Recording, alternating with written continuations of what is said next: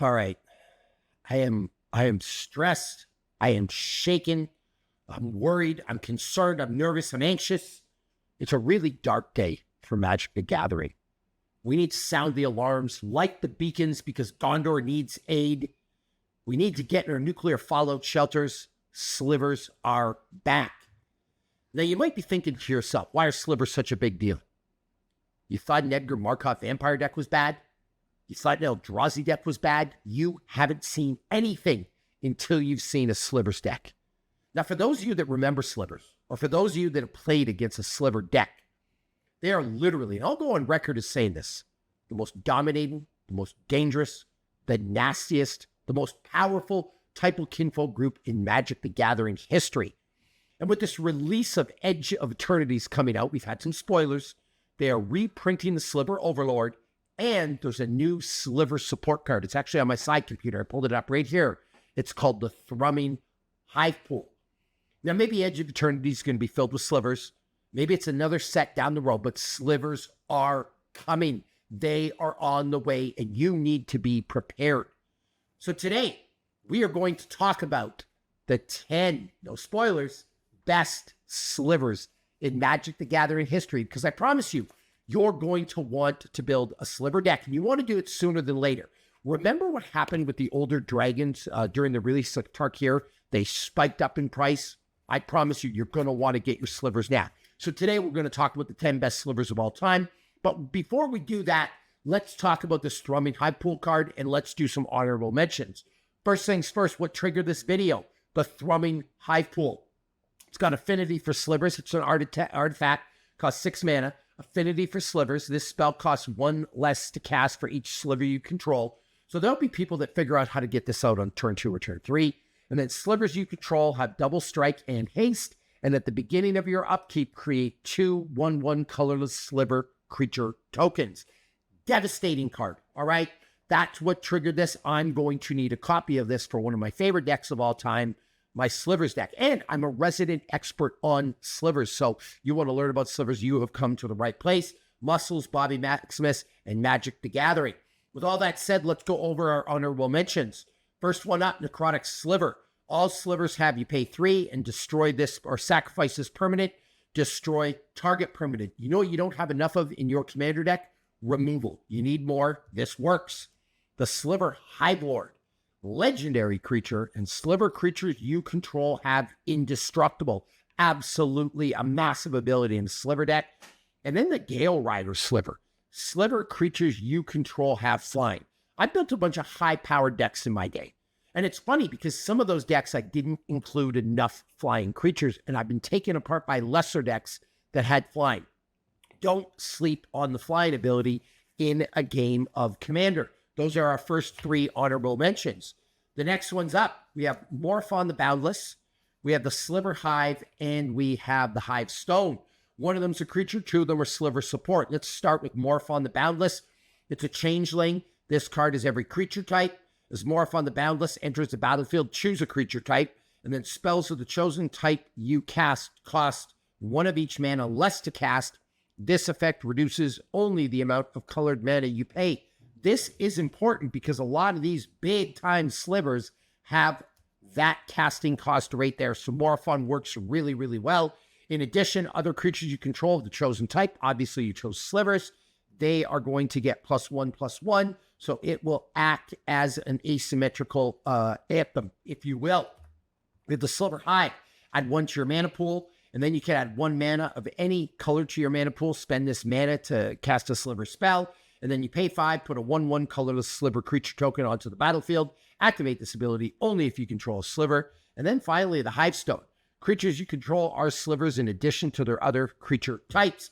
That's really important because in a 5-color deck, and your commander's probably going to be the Sliver Queen. It might be the first Sliver. I actually play with the first Sliver, but that's going to be one of your commanders. It's a 5-color commander. You're going to need some mana fixing, something like a Birds of Paradise, something like a Delighted Halfling, if you will, and you're going to want to turn those things into Slivers. Hivestone, super important. Those are our honorable mentions. One more honorable mention, just for fun. You're building a Sliver deck. Make sure you have a Timeless Lotus. Again, this mana combination right here, important casting cost in the world of Slivers. So now that we've talked about the Thrumming Hivestone, now that we've talked about how bad and how nasty Slivers are, we have talked about our honorable mentions. Let's go over the reason you're really here, the top 10 Slivers that you want to go pick up right now, the best 10 Slivers in Magic the Gathering history. Now, the first one up, this is number 10, the Sliver Legion. All Sliver creatures get +1/+1 for each other Sliver on the battlefield. It's like an asymmetric coat of arms. I love coat of arms. The problem with it is, if you're playing a typal, tribal, kinfolk type group, you're going to get a bump, but if somebody else is, they're going to get a bump as well. This will only work on Slivers, so a great asymmetrical creature anthem. That is number 10. And again, look at that casting cost. That's why you're going to want a Morphle, that's why you're going to want that Timeless Lotus. Number 9, the Crystalline Sliver. Slivers cannot be the target of spells or abilities. A massive amount of protection for your Slivers in your Slivers deck. So this card is always going to go in your Slivers deck. It is number 9. Number 8, Cloud Shredder Sliver. Sliver creatures you control have flying and haste. Again, what I said about flying. Flying is super underrated in the game of Commander. Sometimes all you need is a flyer and you will win the game. And haste is also super important. And what's great about these last couple of Slivers, they have super low casting costs. So we have 10, 9, and 8. Number 7, the Harmonic Sliver. When this creature comes into play, destroy target. Actually, not when this creature. All Slivers have. When this creature comes into play, destroy target artifact or enchantment. I've talked about removal before, and you don't have enough removal in your Commander deck. You definitely don't have enough removal for artifacts or enchantments. Every Sliver that you have entered the battlefield now has a removal spell attached to it. Absolutely devastating. All right, so there's 10, 9, 8, and 7. Number 6, the Sliver Grave Mother. The legend rule doesn't apply to Slivers you control. That's important. Each Sliver creature card in your graveyard has Encore X, where X is its mana value. Now, what is Encore? I've actually got a definition pulled up here. Exile this card from your graveyard. For each opponent, create a token copy that attacks that opponent this turn if able. They gain haste. Sacrifice them at the beginning of the next end step. Activate only as a sorcery. Absolutely devastating in a Sliver deck. Next one up, Gemhide Sliver. All Slivers have tap and add 1 mana of any color. That is really, really important because, again, your Sliver commander is going to have 5 colors. You're going to need some type of mana fixing in this deck, and the Gemhide Sliver is one of the best things to do this with. I could have put this number 1. It's literally that important as a Sliver deck. And also, a very similar card, the Mana Weft Sliver.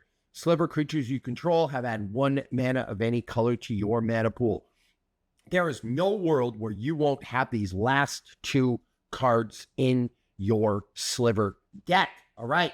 So now we are at the top 3, okay? And these are all candidates for your commander. I saved these for last, all right? So number 3, in my opinion, the Sliver Overlord. And this is being reprinted in Edge of Eternities.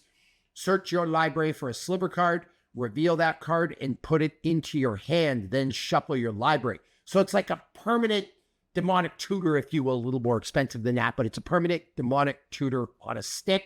And then you pay 3, gain control of target Sliver. Number 2, and again, I'm going to go back to this for a minute. I don't want you to underestimate how important that is. The fact you can go and fish for any Sliver from your deck, that is absolutely massive. And there's a lot of great Slivers you're going to want to get. Number 2, the Sliver Queen. Now, for a lot of people, this is their number 1 choice for commander. It's not mine. It's a secret card right here. You probably know what it is by now. But this, for people, it's usually their number 1. Sliver Queen counts as a Sliver. You pay 2, put a Sliver token into play. Treat this token as a 1/1 colorless creature. And this doesn't tap. You can do this as many times as you want. So if you can find a bunch of ways to produce mana, can you imagine how well that's going to work and how many Sliver creatures you're going to be able to create, especially if you have something like this. Sliver creatures you control have add 1 mana of any color to your mana pool. You're going to be able to create 1 million slivers because you're going to have a bunch of slivers on the board.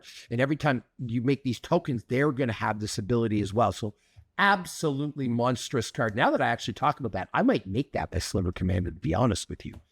The final card. The only Sliver Commander, in my opinion. Actually, that's not true. I just pumped up the Sliver Queen. All right. But this is the one that I chose because it is the very first Sliver, the progenitor of the species. And it has Cascade, and Sliver spells you cast have Cascade. Now, what's Cascade, Bobby Maximus? When you cast this spell, exile cards from the top of your library until you exile a non-land card that costs less. You may cast it without paying its mana cost. Put the exiled cards on the bottom in random order. So basically, the first Sliver is just going to allow you to flood the board with these nasty, these devastating, these dominating Slivers, all right? So again, let's go over a top 10 to recap. We have the Sliver Legion. We have the Crystalline Sliver. We have the Cloud Shredder Sliver. We have the Harmonic Sliver, the Sliver Grave Mother, the Gemhide Sliver, the Manaweth Sliver, the Sliver Overlord, the Sliver Queen, and the first Sliver. All right? I promise you, Slivers are coming back in a big way. Magic doesn't do things by accident.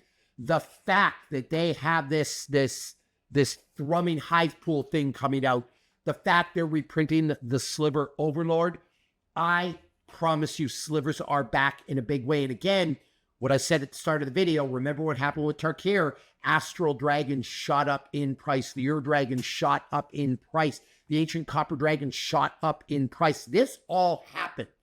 I promise you, Slivers are coming back in a big way. People are going to want to play Slivers. They've been forgotten for a little bit.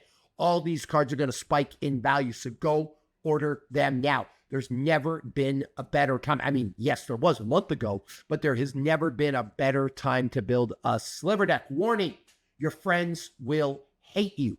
Like I said, you think they hate Edgar Markov, you think they hate Eldrazi, you will be the #1 target at the table, which I actually kind of love. I have a black heart. I have a black soul. I love Slivers. I'm grateful for Sliver support. And you know more Slivers are coming, and I couldn't be more excited. Listen, if there's any Slivers you want to add to this list or you disagree with my list, please put it in the comments below. I'm going to need to hear from a bunch of old school Magic players.